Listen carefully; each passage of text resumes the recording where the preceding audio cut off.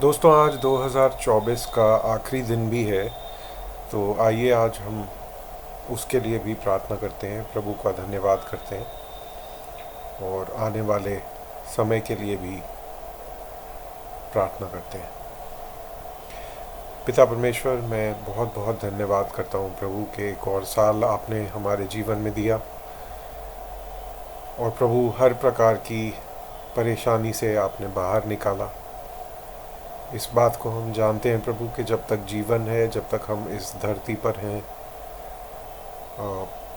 We live in a fallen world lord, हम एक श्रापित धरती पे, श्रापित दुनिया में रहते हैं प्रभु। और प्रभु, जब तक हम यहाँ पे हैं, सुख और दुख दोनों लगे रहेंगे प्रभु। बीमारियाँ आएंगी हमारे ऊपर, हमारे बच्चों के ऊपर, परिवार के ऊपर प्रभु। आर्थिक परेशानियाँ आती हैं, भविष्य को लेकर चिंताएं आती हैं, ऐसी बातें होती हैं जो हम नहीं सोचते थे कि कभी होंगी। लेकिन प्रभु, उन सब दुख और परेशानियों में आप हमारे साथ खड़े होते हैं अपने वादे के अनुसार। पिता परमेश्वर, इसके लिए हम धन्यवाद करते हैं प्रभु। और पिछले साल में उन बातों को याद करने की कोशिश करते हैं प्रभु कि कितने समय हमने सोचा कि आगे क्या होगा, तब आपने हमारा साथ दिया प्रभु। जब हमने बीमारी में, दुख में, परेशानी में, निराशा में प्रभु, आर्थिक तंगी में आपके नाम को पुकारा, तो आपने हमें प्रभु शांति दी। अपनी शांति जो आपने अपने वचन में हमें वादा किया था, उस शांति को हमने महसूस किया। पिता परमेश्वर, हमने बहुत बार पाप भी किया और उसके लिए हम माफ़ी मांगते हैं प्रभु। उन सब समयों के लिए मैं माफ़ी मांगता हूँ प्रभु, जब हमने क्रोध में किसी को अपशब्द कहे, अपने घर वालों से क्रूरता के साथ बर्ताव किया प्रभु, अपने माता पिता को उल्टा जवाब दिया, अपनी वाइफ और अपने बच्चों को उस तरह से प्रेम नहीं कर पाए प्रभु, जिस तरह आपने अपने वचन में कहा कि हमें करना चाहिए। तो प्रभु, हम अपनी कमियों को भी मानते हैं और आपसे प्रार्थना करते हैं प्रभु, आने वाले समय में हमें अपनी नज़दीकी में और बढ़ाइए प्रभु। प्रभु, अपने वचन की भूख हमारे अंदर दीजिए प्रभु। इस बात का डिज़ायर दीजिए प्रभु कि हम आपका वचन औरों के साथ बांटने वाले हो सकें। जो खोई हुई आत्माएं हैं प्रभु, उनके लिए हमारे दिलों में बोझ दीजिए और हमें मौके दीजिए प्रभु कि हम उनके साथ भी सुसमाचार बांट सकें, कि जब वो सुने तो विश्वास करें और उद्धार पाएं प्रभु। पिता परमेश्वर, मैं धन्यवाद करता हूँ आपके वचन के लिए, जो लगातार हमें सही दिशा में लेके जाता है प्रभु। और प्रभु, आज फिर जब हम 7वां अध्याय रोमियो की पत्री का पढ़ते हैं प्रभु, मैं मांगता हूँ कि आप हमारी अगुवाई करें, आप हमारे शिक्षक बने पवित्र आत्मा। और पिता परमेश्वर, ये सारी बातें आपके सामने रखते हुए इस साल के लिए एक बार फिर से धन्यवाद करते हुए, आने वाले साल के लिए भी प्रभु आपकी मर्ज़ी हमारे जीवन में पूरी हो, ऐसा मांगते हुए ये प्रार्थना प्रभु यीशु मसीह के नाम से मैं मांगता हूँ, आमीन। तो दोस्तों, हमने देखा था कि पौलुस किस तरह से इस थॉट को डेवलप करता जा रहा है लगातार, कि एक तरफ यहूदियों की व्यवस्था और उनका नियम कानून है, और एक तरफ वो अनुग्रह है जो प्रभु यीशु मसीह पे विश्वास करने के द्वारा हमें मिलता है। और किस तरह हमारा उद्धार व्यवस्था को मानने से नहीं, पर अनुग्रह के द्वारा हुआ है। और सिर्फ हमारा ही नहीं, यहूदियों का भी, और हर एक व्यक्ति का उद्धार पाने का सिर्फ एक मात्र तरीका है, विश्वास करे प्रभु यीशु मसीह पर अपने उद्धारकर्ता के रूप में, और उनके अनुग्रह से फिर उसे विश्वास मिलेगा। तो उसी थॉट को पॉल और ज़्यादा कंटिन्यू करता है। और जैसा हमने पिछले अध्याय में देखा था, पॉल अब यहाँ पे बात करता है अच्छे कामों की, कि अगर हम अनुग्रह के ऊपर फोकस करते हैं तो हम ये ना सोचे कि हमें अच्छे काम नहीं करने, या हम पाप जितना चाहे उतना पाप करें। इन दो बातों के बीच में पॉल बात करेगा। एक तरफ ये कहेगा कि हाँ, अनुग्रह से सब कुछ है, व्यवस्था को मानने से हमारा उद्धार नहीं है, लेकिन इसका मतलब ये नहीं कि हम लगातार पाप करते रहें। हम जो अनुग्रह से बचाए गए हैं, हमें पवित्रता में जीवन जीना है। और व्यवस्था जो है वो ऐसा नहीं है कि अब अनुग्रह से सब कुछ है तो व्यवस्था जो है वो किसी काम की नहीं रही। व्यवस्था के द्वारा पाप की जानकारी मिली, और व्यवस्था हमेशा यही काम करती है कि लोगों को ये बताती है कि वो परमेश्वर से कितना दूर है। परमेश्वर की जो स्टैंडर्ड है, परमेश्वर का परफेक्शन का स्टैंडर्ड, जो परमेश्वर की पवित्रता का स्टैंडर्ड है, उससे हम कितना नीचे हैं, इस बात को व्यवस्था हमेशा दर्शाती है। तो इसी विचार को कंटिन्यू करते हुए पौलुस 7वें अध्याय में बोलता है, हे भाइयों, क्या तुम नहीं जानते, मैं व्यवस्था के जानने वालों से कहता हूँ, या कि यहूदियों से बात कर रहा है, कि जब तक मनुष्य जीवित रहता है तब तक उस पर व्यवस्था की प्रभुता रहती है। क्योंकि विवाहित स्त्री व्यवस्था के अनुसार अपने पति के जीते जी उससे बंधी है, परंतु यदि पति मर जाए तो वह पति की व्यवस्था से छूट गई। इसलिए यदि पति के जीते जी वह किसी दूसरे पुरुष की हो जाए तो व्यभिचारिणी कहलाएगी, परंतु यदि पति मर जाए तो वह उस व्यवस्था से छूट गई। यहाँ तक कि यदि किसी दूसरे पुरुष की हो जाए तो भी व्यभिचारिणी न ठहरेगी। अभी आप सुनते जाइए, पौलुस बताएगा कि ये क्यों कह रहा है। तो हे मेरे भाइयों, तुम भी मसीह की देह के द्वारा व्यवस्था के लिए मरे हुए बन गए, कि उस दूसरे के हो जाओ जो मरे हुओं में से जी उठा, ताकि हम परमेश्वर के लिए फल लाएं। क्योंकि जब हम शारीरिक थे तो पापों की अभिलाषाएं जो व्यवस्था के द्वारा थी, मतलब ऐसा नहीं है कि व्यवस्था उनको जन्म दे रही थी, पर व्यवस्था उनको दर्शा रही थी कि हाँ ये है, मृत्यु का फल उत्पन्न करने के लिए हमारे अंगों में काम करती थी ये पापों की अभिलाषाएं, जब हम व्यवस्था के अंदर थे।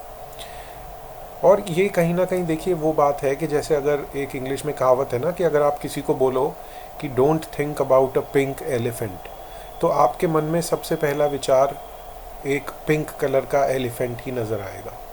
तो कहीं ना कहीं पौलुस उसी तरह से समझा रहा है कि व्यवस्था जिस चीज़ के लिए मना करती थी, लोग वो चीज़ करते थे, तो उसके द्वारा ही पाप प्रकट होता था। पाप तो पहले से था लेकिन प्रकट होता था। और पाप पहले से था, ये बात इसलिए भी जाननी ज़रूरी है क्योंकि जब हम ये सवाल करते हैं कि जिन लोगों ने कभी यीशु मसीह के बारे में नहीं सुना या जिन लोगों ने व्यवस्था नहीं पाई कभी, क्या वो लोग फिर कैसे बचाए जाएंगे, उनका उद्धार कैसे होगा? तो वो भी रोमियो के ही पहले अध्याय में हमने देखा था कि वो अपनी अंतरात्मा के ऊपर उनका न्याय होगा। उनकी कॉन्शियंस जो है वो उन्हें बताती है कि क्या सही है और क्या गलत है। ठीक है, तो यहाँ पे ये सब बातें बोल रहा है पौलुस, क्योंकि जब हम शारीरिक थे तो पापों की अभिलाषाएं जो व्यवस्था के द्वारा थी मृत्यु का फल उत्पन्न करने के लिए हमारे अंगों में काम करती थी, परंतु जिसके बंधन में हम थे उसके लिए मरकर अब व्यवस्था से ऐसे छूट गए कि लेख की पुरानी रीति पर नहीं वरन आत्मा की नई रीति पर सेवा करते हैं। लेख की पुरानी नीति का मतलब जो मूसा का लिखित नियम था, जो व्यवस्था थी, उसकी बात पौलुस यहाँ पे कर रहा है। फिर बोलता है पौलुस कि तो हम क्या कहें, क्या व्यवस्था पाप है? कदापि नहीं, वरन बिना व्यवस्था के मैं पाप को नहीं पहचानता। व्यवस्था यदि न कहती कि लालच मत कर, तो मैं लालच को न जानता, परंतु पाप ने अवसर पाकर आज्ञा के द्वारा मुझ में सब प्रकार का लालच उत्पन्न किया। पाप ने अवसर पाकर आज्ञा के द्वारा मुझ में सब प्रकार का लालच उत्पन्न किया, क्योंकि बिना व्यवस्था के पाप मुर्दा है। जहाँ पे लॉ नहीं है वहाँ आप किसी को बोल नहीं सकते ना कि आपने लॉ तोड़ा है। तो लॉ तो है, जो लोगों की कॉन्शियंस है उस पर भी लॉ लिखा हुआ है। वही बात है, जिस इंसान ने जन्म लिया है उसके अंदर परमेश्वर ने लॉ दिया है, उसके दिलों पे लिखा है। चाहे पत्थर की टैबलेट्स पे जैसे लिख के यहूदियों को मिला था वैसा नहीं, पर लोगों के दिलों पे लिखा है। और इसके बारे में वचन और भी कहीं बात करता है। मैं तो व्यवस्था बिना पहले जीवित था, परंतु जब आज्ञा आई तो पाप जी गया और मैं मर गया। दोबारा देखते हैं इसको। मैं तो व्यवस्था बिना पहले जीवित था, परंतु जब आज्ञा आई तो पाप जी गया और मैं मर गया, यानी कि व्यवस्था से न्याय आ गया। और वही आज्ञा जो जीवन के लिए थी कि लालच ना करो जैसा उदाहरण लिया, वह मेरे लिए मृत्यु का कारण ठहरी, क्योंकि मैंने तो लालच किया। क्योंकि पाप ने अवसर पाकर आज्ञा के द्वारा मुझे बहकाया और उसी के द्वारा मुझे मार भी डाला। इसलिए व्यवस्था पवित्र है और आज्ञा पवित्र, धर्मी और अच्छी है। तो क्या वह जो अच्छी थी मेरे लिए मृत्यु ठहरी? कदापि नहीं, परंतु पाप उस अच्छी वस्तु के द्वारा मेरे लिए मृत्यु का उत्पन्न करने वाला हुआ कि उसका पाप होना प्रकट हो। और ये सेम वही बात दोबारा रिपीट कर रहा है पॉल। और आज्ञा के द्वारा पाप बहुत ही पापमय ठहरे, क्योंकि हम जानते हैं कि व्यवस्था तो आत्मिक है, परंतु मैं शारीरिक हूँ और पाप के हाथ बिका हुआ हूँ। और जो मैं करता हूँ उसको नहीं जानता, क्योंकि जो मैं चाहता हूँ वह नहीं किया करता। अब ये देखिए, ये काफ़ी अच्छा, और ये ना हर विश्वासी की कहीं ना कहीं मनोदशा को दर्शाता है। तो हम इस पैसेज से आइडेंटिफाई करते हैं। और मुझे याद है ये पैसेज, मेरे एक दोस्त की मम्मी थी जो कि काफ़ी उनकी उम्र थी, उन्होंने मेरे साथ ये पैसेज जब मैं नया नया विश्वास में आया था शेयर किया था, और मुझे ये बहुत अच्छा लगा। तो तब से मैं इस पैसेज को याद करता हूँ। और जब भी कोई व्यक्ति इस उलझन में पड़ जाता है कि मैं विश्वासी हूँ लेकिन फिर भी मेरे से गलत काम होता है तो अब क्या होगा, तो उनको ये पैसेज कंफर्ट देता है, क्योंकि पॉल इस चीज़ को एक्नॉलेज कर रहा है कि ये खींचतान हर विश्वासी के अंदर चलती रहती है।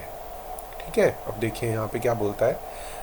और यदि जो मैं नहीं चाहता वही करता हूँ तो मैं मान लेता हूँ कि व्यवस्था भली है।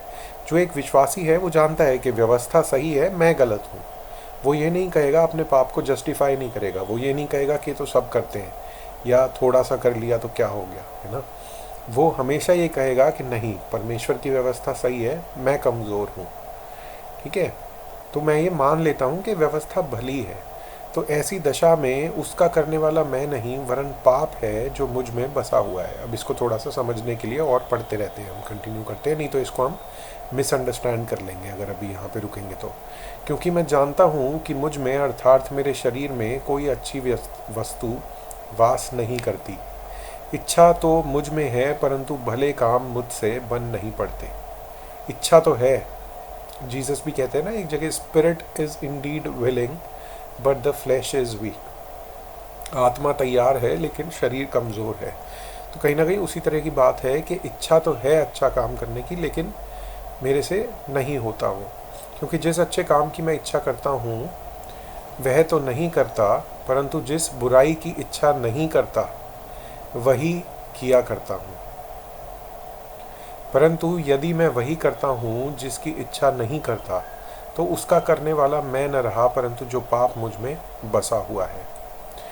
मैं यह व्यवस्था पाता हूँ कि जब भलाई करने की इच्छा करता हूँ तो बुराई मेरे पास आती है। क्योंकि मैं भीतरी मनुष्यत्व से तो परमेश्वर की व्यवस्था से बहुत प्रसन्न रहता हूँ। भीतरी मनुष्यत्व कहिए या अपने दिमाग से कहिए, कि मैं अपने जो इंटेलेक्ट है, हमारी जो सोचने की क्षमता है, उससे तो मैं परमेश्वर की व्यवस्था को अच्छा मानता हूँ। लेकिन जो हमारा शरीर है वो एक अलग दिशा में चलता है और हमें चलाता है। परंतु मुझे अपने अंगों में दूसरे प्रकार की व्यवस्था दिखाई पड़ती है जो मेरी बुद्धि की व्यवस्था से लड़ती है और मुझे पाप की व्यवस्था के बंधन में डालती है जो मेरे अंगों में है। मैं कैसा अभागा मनुष्य हूँ, मुझे इस मृत्यु की देह से कौन छुड़ाएगा। अब देखिए पौलुस यहाँ पे इस बात का सॉल्यूशन भी देता है कि विश्वासी होने के नाते हम ऐसी दशा में अपने आप को पाते हैं, लेकिन हमें सदैव उसके अंदर पड़े नहीं रहना। इसीलिए हम प्रार्थना करते हैं बार बार कि प्रभु हमें पवित्र बनाए। हमारे प्रभु यीशु मसीह के द्वारा परमेश्वर का धन्यवाद हो। इसलिए मैं आप बुद्धि से तो परमेश्वर की व्यवस्था का, परंतु शरीर से पाप की व्यवस्था की सेवा करता हूँ। ठीक है, और इसके बाद कल हम पढ़ेंगे 8वां अध्याय, लेकिन इसका पहला जो वचन है वो देखना ज़रूरी है, क्योंकि जो ओरिजिनल लेटर था उसमें ये चैप्टर्स का डिवीज़न नहीं होता। इसलिए अब जो यीशु मसीह में हैं उन पर दंड की आज्ञा नहीं। तो पूरे चैप्टर 7 का जो कंक्लूजन है वो यही है कि जो यीशु मसीह में है, चाहे वो व्यवस्था के अधीन रहे हों, चाहे वो व्यवस्था के अधीन ना हो, अब वो व्यवस्था उनके ऊपर लागू नहीं है। जिस प्रकार वो स्त्री का उदाहरण दिया ना शुरू में पौलुस ने, कि वो स्त्री जिसके साथ उसकी शादी हुई थी, वो पति जब मर गया तो वो फ्री हो गई है। उसी तरह से जब यीशु मसीह में लोगों ने विश्वास किया, यहूदियों ने, तो जो व्यवस्था थी वो उनके लिए ख़त्म हो गई। तो आज अगर कोई यहूदी प्रभु यीशु मसीह में विश्वास करता है तो उसे वो पूरी व्यवस्था, पुराने नियम की मानने की ज़रूरत नहीं है।